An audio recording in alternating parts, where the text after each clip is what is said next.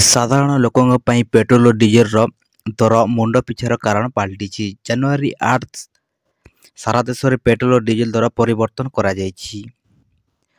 ତୈଳ କମ୍ପାନୀଗୁଡ଼ିକ ସୋମବାର ପେଟ୍ରୋଲ ଡିଜେଲ ନୂଆ ଦର ଜାରି କରିଛନ୍ତି।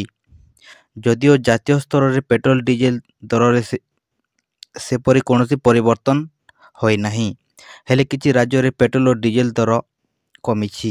ସେହିପରି ଅନ୍ୟ କିଛି ରାଜ୍ୟରେ ପେଟ୍ରୋଲ ଓ ଡିଜେଲ ଦର ବୃଦ୍ଧି ପାଉଛି।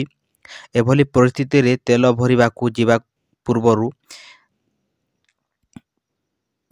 କେଉଁ ଦରରେ ଡିଜେଲ ଓ ପେଟ୍ରୋଲ ମିଳୁଅଛି ତାହା ଜାଣିବା ନିହାତି ଜରୁରୀ। ଦେଶର ସମସ୍ତ ମହାନଗର ଯେପରିକି ଦିଲ୍ଲୀ, ମୁମ୍ବାଇ, କୋଲକାତା ପେଟ୍ରୋଲ ଡିଜେଲ ଦରରେ କୌଣସି ପରିବର୍ତ୍ତନ ହୋଇନାହିଁ। ମାତ୍ର ଚେନ୍ନାଇରେ ଆଜି ପେଟ୍ରୋଲ ଦର 10 ପଇସା ଓ ଡିଜେଲ ଦର 9 ପଇସା ବୃଦ୍ଧି ପାଉଛି। ଦିଲ୍ଲୀରେ ପେଟ୍ରୋଲ ଲିଟର ପିଛା 96 ଟଙ୍କା 72 ପଇସା ଓ ଡିଜେଲ ଲିଟର ପିଛା 89 ଟଙ୍କା 62 ପଇସା ରହିଛି। ମୁମ୍ବାଇରେ ପେଟ୍ରୋଲ ଲିଟର ପିଛା 106 ଟଙ୍କା 31 ପଇସା ଓ ଡିଜେଲ ଲିଟର ପିଛା 94 ଟଙ୍କା 27 ପଇସା ରହିଛି। କୋଲକାତାରେ ପେଟ୍ରୋଲ ଲିଟର ପିଛା ରହିଛି 106 ଟଙ୍କା 3 ପଇସା, ଡିଜେଲ ଲିଟର ପିଛା ରହିଛି 92 ଟଙ୍କା 76 ପଇସା ରହିଛି। ଚେନ୍ନାଇରେ ପେଟ୍ରୋଲ ଲିଟର ପିଛା ରହିଛି 102 ଟଙ୍କା 73 ପଇସା ଓ ଡିଜେଲ ଲିଟର ପିଛା ରହିଛି 94 ଟଙ୍କା 33 ପଇସା ରହିଛି।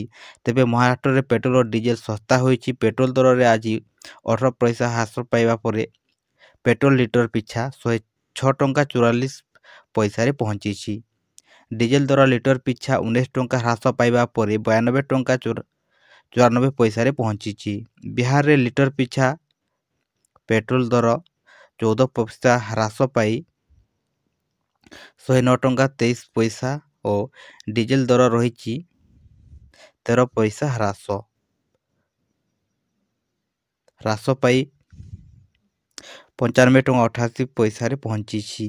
ଏହା ବ୍ୟତୀତ ଛତିଶଗଡ଼, ଜାମ୍ମୁ କାଶ୍ମୀର, କର୍ଣ୍ଣାଟକ, ପଞ୍ଜାବ, ରାଜସ୍ଥାନ, ତାମିଲନାଡୁ, ତେଲେଙ୍ଗାନା, ପଶ୍ଚିମବଙ୍ଗରେ ମଧ୍ୟ ପେଟ୍ରୋଲ ଡିଜେଲ ଦର ହ୍ରାସ ପାଉଛି। ତେବେ ଓଡ଼ିଶା, କେରଳ, ଆନ୍ଧ୍ରପ୍ରଦେଶ, ମଣିପୁର, ଗୁଜରାଟ, ହରିୟାଣା, ଗୋଆ ଓ ୟୁପିରେ ପେଟ୍ରୋଲ ଡିଜେଲ ଦର ବୃଦ୍ଧି ପାଉଛି ବୋଲି ସୂଚନା ମିଳିଛି।